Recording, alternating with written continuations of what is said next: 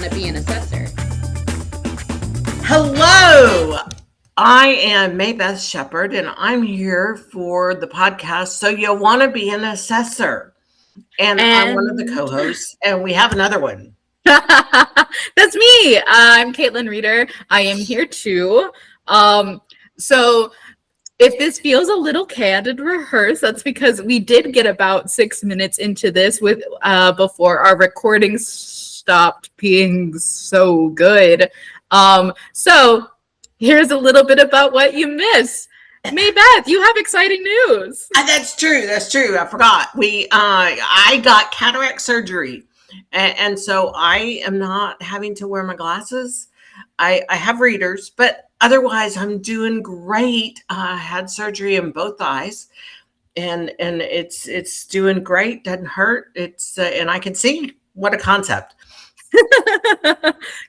Amazing. Yes, and you got to go and do some things in the last week or so. I did. I went on vacation to California where we did Disney things, Universal things, and LA things, like the Warner Brothers Studio Tour. Not a sponsor, but it was super fun. I have a lot of pictures. Maybe I'll put them in here, or maybe one of them. Okay, sounds like fun. I have never done or even really considered. We've been to the LA area quite a bit here in the last couple of years, but I had never heard of or thought of doing a tour. Sounds cool. It is super cool. You get to see quite a lot of like what they do. And they do a lot of sitcoms. At least they have a lot of sitcoms that I recognize, but they also do, blockbuster movies and all of that stuff. And you get to see the things that they have there on site and take pictures with them and touch them and see them. It's really cool. That sounds cool. Cool. I should maybe put that on my to-do list. Mm-hmm. Or bucket list or whatever I'm going to call it. The next time you get a call out to LA. Next time I should schedule an extra day for that. Mm-hmm. I love it. Okay, so let's do a assessor-related type thing. That's what we're here for. That's what we're here for. And we've been doing some just assessor topics, but we also have started doing some method deep dives. Mm-hmm. I'm thinking today we should do another method deep dive, and I think we're going to put the chemistry on hold today. So all of you who just decided to click off, please stay. We're talking about microbiology, and while it is different, it's still relevant. It's still relevant. And let's pick standard methods 9223, which is the enzyme substrate coliform test. I have started using the term shake and bake for these tests. For those of you who aren't old enough to know and remember what shake and bake is, you have missed so much. It's terrible. But shake and bake is a way that I could actually cook. I'm not a big cook. It came in a box. You got the little seasoning. You put your meat into the seasoning. You shook it up so that you covered it. You put it in the oven. Why I'm so happy with shake and bake. You shake and bake. Well, I love that. Took it out of the bag first, but I had to learn these things. So anyway, it's and then you bake it for as long as it says to bake it, and you have a wonderful meal, it's seasoned and everything. That sounds very similar to the procedure for these coliform methods. Exactly. So it's not a hard procedure, but we do write a bunch of findings on it. Just because, and there's a lot of labs, water labs, that tend to do, this is their only procedure. This is all they do. That's true. It's an important procedure for them, and that's all they do, but we still go into those labs and we get findings. Mm-hmm. To be fair, microbiology is different than chemistry. And a lot of the findings, similar to chemistry, this part is similar. A lot of the findings had to do with the QC. It's just that the micro QC is different, very, very different than chemistry QC. And so it's not our intention today to go into a lot of the QC for microbiology. We could do that another time, and it's complicated. It's complicated. It's a lot. It takes a lot of environmental controls, which is different than in chemistry when you just need control groups. Right. Yeah, I think I said that right. That sounds pretty good. Pretty close. And the term batch doesn't apply as well in microbiology. No. And so the chemistry mindset of you've got prep batches, you've got analytical batches, and that set of samples is forever treated as one, does not hold up in microbiology hardly at all. So let's just say a couple of things about, in general, the microbiology QC is complex and difficult. Yes. Not hard to do per se, but very difficult because you need to know what rules to live by. Mm-hmm. And the rules you live by depend on what version of Standard Methods 9223, in this case, you use, out of which book, or what your AB requires. Mm-hmm. That's true. And it's different with what you're testing as well. Drinking water is more strict than, say, your wastewater and runoffs and that sort of thing. So make sure you get all of those rules kind of straightened up. Generically, they'll be in the 90-20 section of standard methods. And we are not necessarily going to touch on that today because that is a whole discussion. I would like to say a paid for training. Exactly, because it's a lot. It's pages of very fine print. Mm-hmm. Which cool, I could read now. But congratulations! I know, like I can read standard methods. My job is now redundant. No, not completely, because every time I read it, every time you read it, we see something different. That's true. Something new, because it is so dense with rules and stuff. So let's go to the shake and bake test. And there's more than just 9223 that is literally a shake and bake test, but let's go into 9223 because that is the most popular. Mm-hmm. The most popular media that is used for that test is the IDEX ColAlert and ColAlert 18 and ColAlert 24. Again, not a sponsor. But they should be. They should be. That's it. We should tell it. We have their contact info. Yeah. Exactly. So there's lots of different medias out there that work similarly. They change colors if there's ColAlert, or I said that wrong. If there's coliform.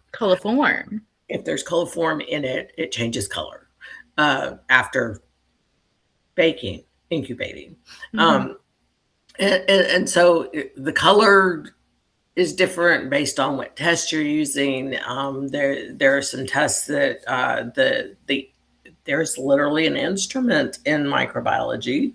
It's not used all that often, but there is an instrument. I think it's Tecta. Yeah. It's cool. Yeah, it's even more shake and bake. Yeah. So, anyway, in general, this method, you start with a single pouch of some media. Now, that pouch may be uh, it, Color alert, color shirt, color form, color color whatever. tags. There's so many. There's so many. Insert media name here. Yeah, For whatever it is that you're using. We're going to probably call it call alert because we see it the most, but do know that there are others out there. right. And We see you, we recognize you. Yes, I've only ever seen them in single use packets, single sample packets. Mhm. I haven't seen them in like, oh, look, this little jar can be used for 200 samples. They don't do it that way. That is too hard to shake and bake. You'd have to measure it out individually, so they measure it out for you before you ever get it. And so you get a single sample Snap container, packet. the snap pack, yeah, that that you put into a single sample. A sample is always how much? 100 milliliters. Right, sorry. 100 sandwiches. But it is not 100 milliliters plus or minus 2.5. That is, I understand where that comes from. It is not part of the method, this method. You run 100 mil samples. That is it. That's all you do. No more, no less. 100. Exactly. It's an exact number. Again, because it's supposed to be a simple test, there are bottles that are sold specifically for this test. They come in different sizes, but they all have a line at 100 mils. It's it's not embossed. It's indented, and it's clear on whatever bottle you use what kind of where that 100 mil line is. Bottles can be bigger, which is great. They don't sell 100 mil bottles. They're usually 120, 150, something like that, to because you want headspace. It's a thing. In volatile chemistry, it's a bad thing. But in microbiology, you must have headspace. And to the point where it is written into, I think, 9223 and into 9020 that it has to be, one of them says 2 centimeters, one of them says 1.5 inches. They're probably pretty close in volume. You need space. What's the space for? That space is so that you can homogenize. So what you're going to do is you're going to take that, just to summarize, snap packet of media, put it into your 100 mils, close it up, have that inch of headspace, shake, straight into the incubator. Voila. Wait a little bit. Hey, we're done. And that's the method until you wait a little bit, pull it back out, and see if it changed color. Yes. Yeah. That's it. That's it. Sounds simple. We're gonna go through all of the problem areas in order. I know.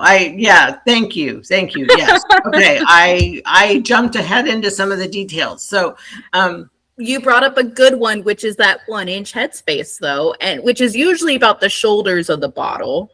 And then if it's one of the bottles that has shoulders, because some of them are snap lid bottles, they don't have That's shoulders. true, and those ones don't have shoulders, but they have a line that says where 100 mils is. It should be full to the line. Absolutely. So if if a sample comes in with more, with no headspace, what do you do? Well, You have what you options. should do, my favorite way, is to take said overfull bottle, put it into a new, larger, fuller bottle, shake the whole thing, and then fill back to that 100 ml exact line. How often do we see that actually done in practice? Not often. Maybe twice a year. Maybe. But okay, just to be very clear, you said you take your bottle and you put it into a bigger bottle. Pour all of the sample from the original bottle into the bigger bottle. All a pour. Don't just pick up the bottle and put it inside the other bottle. That's not. What was it? Amelia Bedelia? Did you ever get to read those books? Yes, I did. Like, she does what you say. So literally, she's almost AI. She was training me for AI. Was she? So many good times. All right. So you pour all of the bottle into a bigger bottle that has an inch or more of headspace. Shake it. Why do you need an inch or more of headspace, Kaitlyn? So you can shake it, which is a silly thing to say, but that is, you have all these little molecules. These little molecules, they like to bunch up. They are a flock of birds. They stick together. And unfortunately, we need them separate. We need to separate them. And the best way to get them to do that is to shake it and disrupt their very serene environment. If you've ever seen like a dog run into birds, that's what we're doing. Just by shaking the container, breaking them apart. So that way we can try to get the most accurate count of how many there are in there and not just how many clumps are in there. Right. That's certainly for most probable method or most probable number, like quantitray and that sort of thing. But okay, I have another analogy that I got to do this in real life. I was looking for my bottle. I was given for one of my birthdays a jar to put M&Ms in, which was great. And about that time, I discovered brownie-filled M&Ms that were really good, but they were a little bit bigger than plain M&Ms. I don't do peanut M&Ms. They were smaller than peanut M&Ms.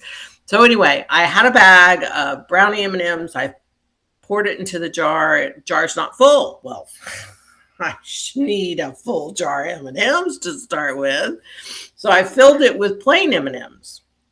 Or milk chocolate, whatever, and the smaller size. And then I was like, but I don't want to eat all of the plain ones first. I want to eat some of the brownie ones too. So I tried to shake it up, but I'd filled the jar too much, and there was no headspace, no room for it to mix and mingle. You couldn't make your candy salad mix. I couldn't, and so. That's a visible example of why you need headspace. Mm-hmm. There needs to be enough room for movement to happen within that water. Mm-hmm. So anyway, that's my favorite story on how and why you're going to use headspace and homogenization. So, as you can tell, we love real life examples, especially when you're talking about things that are microscopic. It's just easier to think of something bigger. It is, and something that you can see, because then you can visualize, obviously, you can visualize what's going on. So you, as far as microbiology, have a great example of what microbiology is. Let's kind of step back into a quick little example. Sure. So I like to think of microbiology in my little sample jars like I would a zoo. I used to work at a zoo, and it was always very hard. We would do show walks in the morning, and that was basically where you walk by where the animals live and see how many of them were on show that you could see if you were a regular going guest. Now, most zoos attempt to get 80% of their animals on show. However, they are living, breathing animals, and it's very hard to get them in just the right places where they can be seen. So, like micro, we have to control the environment that they live in so that we can get them to show up where we want them.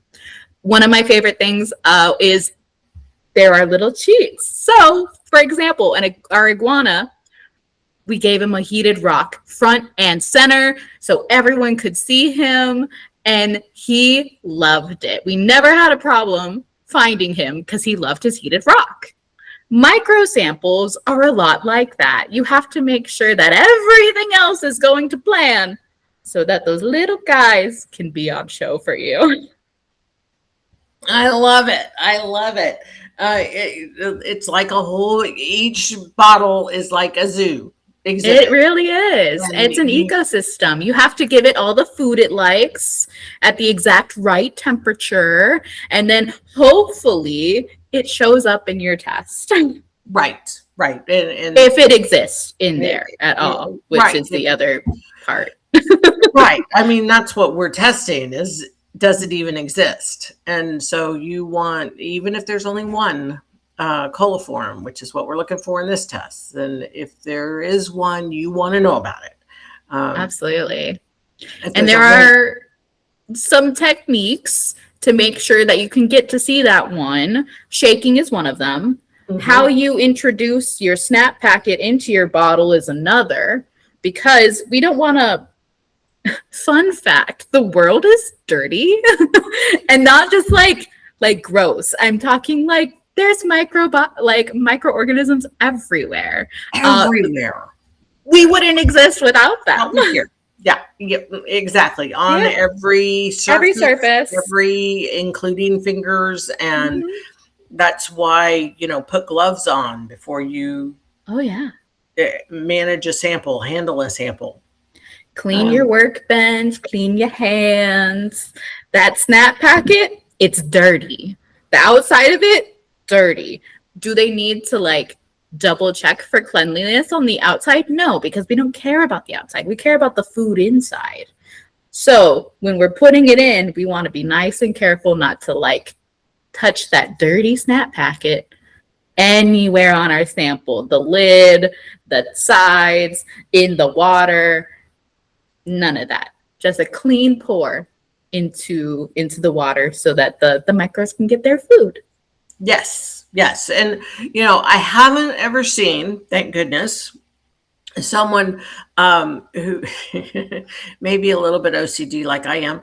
And it's like, I want to get all of the media into the sample. And the way to do that is to pull a little bit of the sample into the snap pack container and swirl it around and then dump it back out. No, bad idea.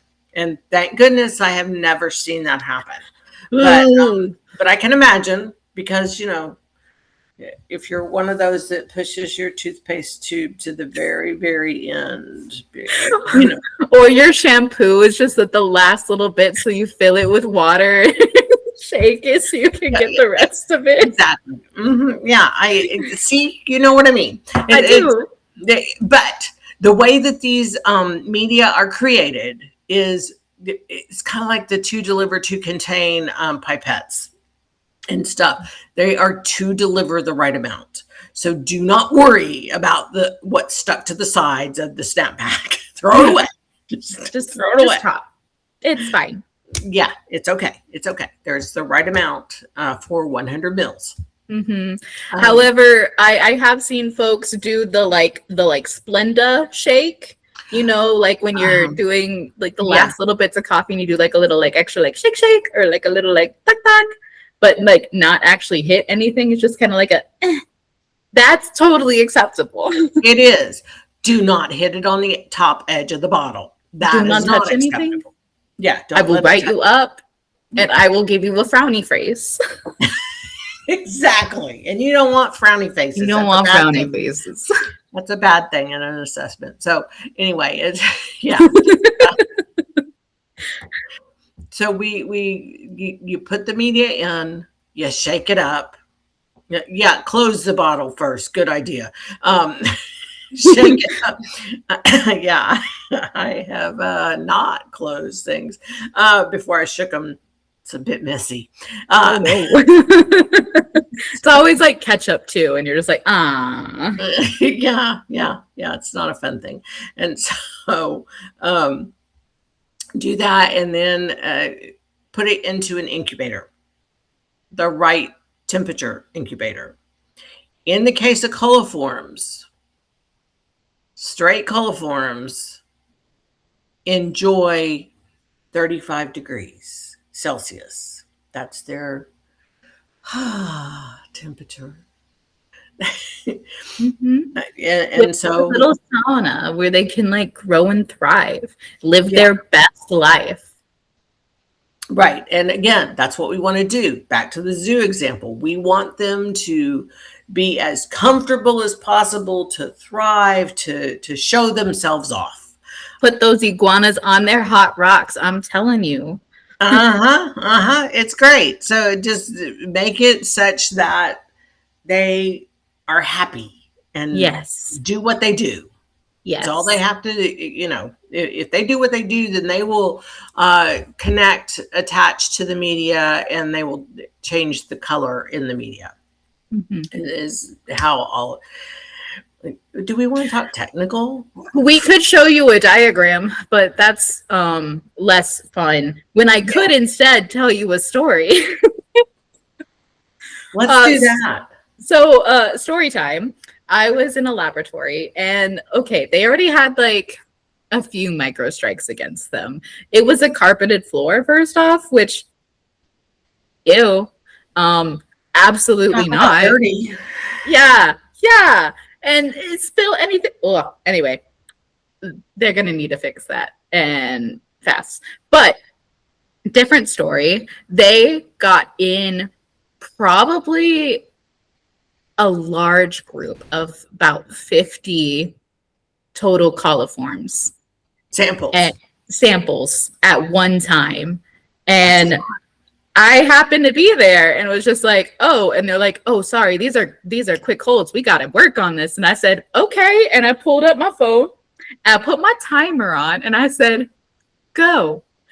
Because they started emptying the snap packets. Now there is a rule for this media style that they cannot sit in that media for longer than 30 minutes without being in the incubator. Right. So as soon as you snap, that's your timer. The timer starts. So I started a literal timer to see if we could get through it. And boy, did they get it in at 29.9. It was impressive. All right. But yeah. A lot of people don't know about that 30-minute clock. That one is one that's not in the 90-20 section where we usually write it up. That is embedded in the method itself. The 9223. Mm-hmm. Yeah. And there's also different versions of media that will give you results in different amounts of time. The CoLert 18, its full time is at 18 hours, 18 to 22. But it requires, if you're doing the presence absence method in the bottle, then it requires pre-warming in a water bath. Hey, look, another instrument sort of thing. Well, yeah, kind of.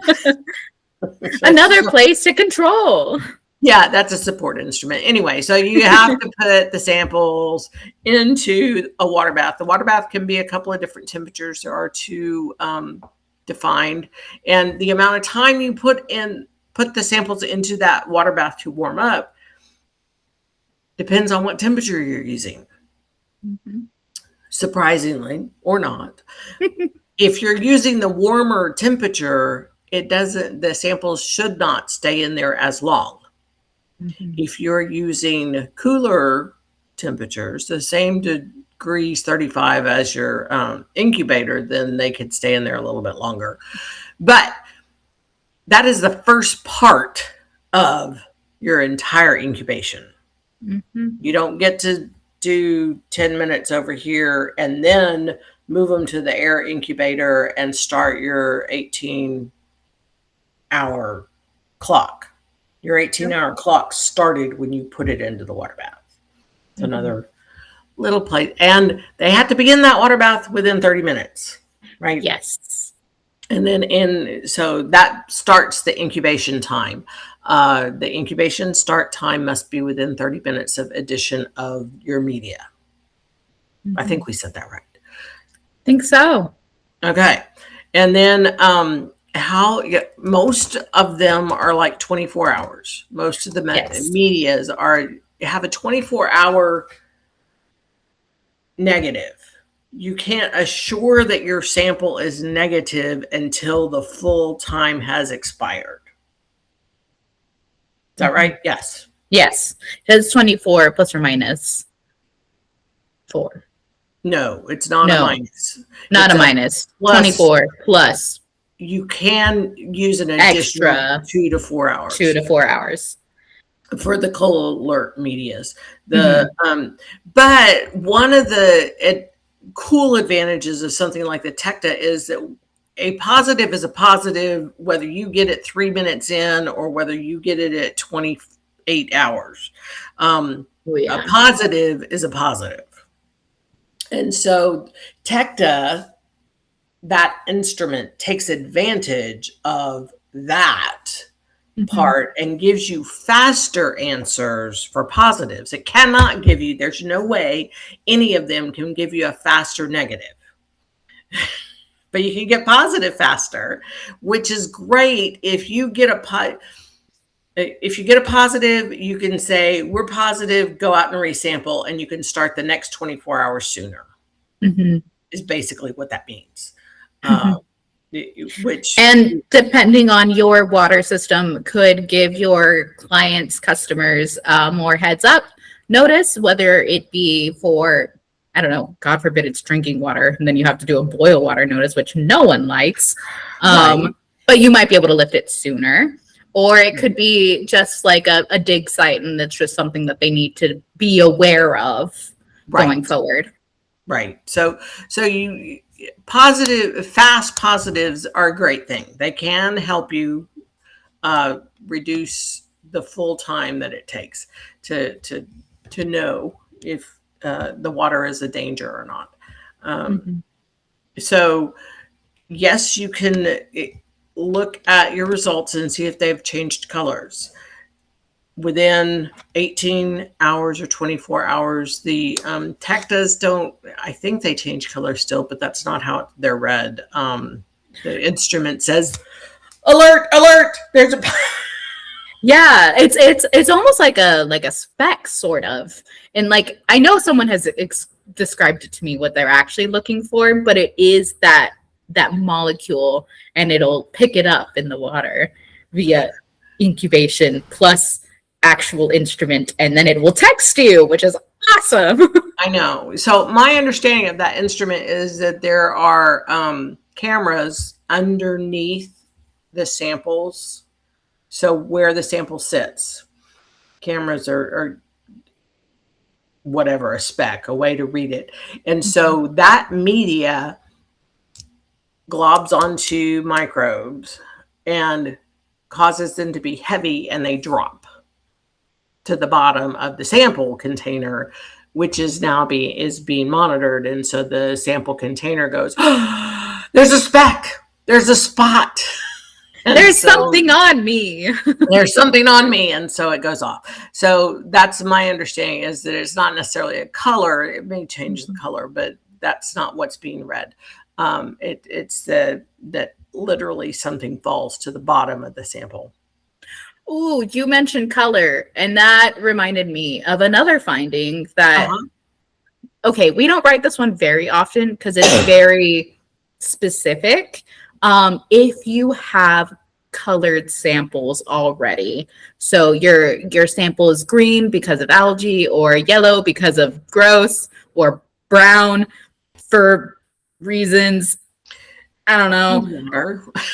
Or Doing those shake, doing Yeah. some of those shake and bakes may not give you a definitive answer based on the color portion of it, in which case then you may have to go look at alternatives. I know there are some places that will do two. They'll do a call alert and call assure because they are two different colors. So when they do get a fun colored sample that looks like Dr. Pepper or whatever, they can now use their call assure because it will actually fluoresce instead of changing color.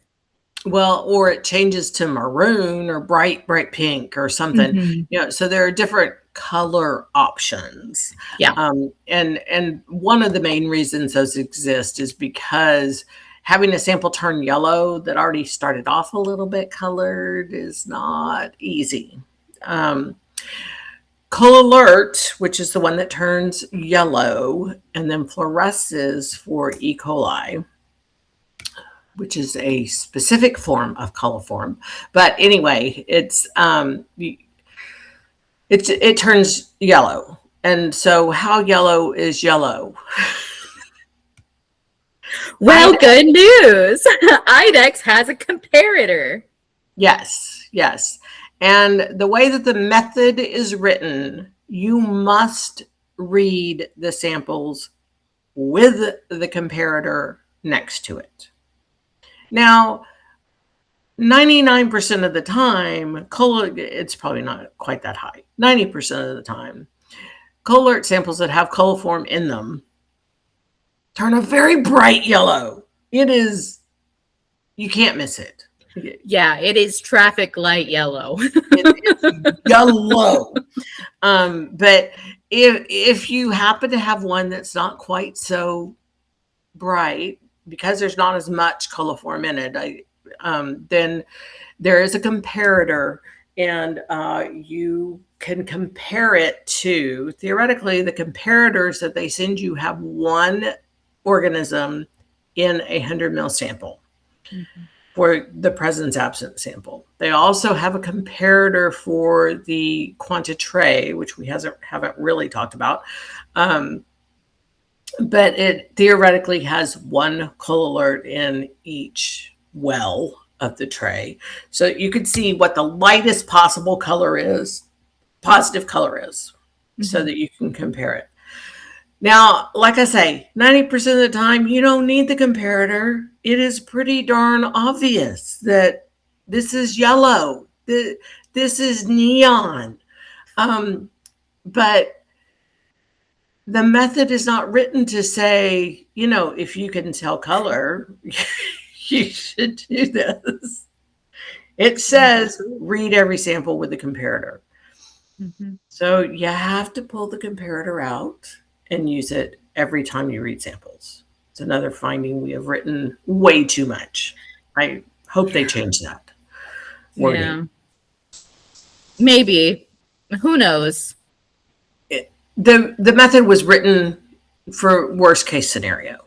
Absolutely. Which is something that I don't know. Is this yellow? Is it not? Okay.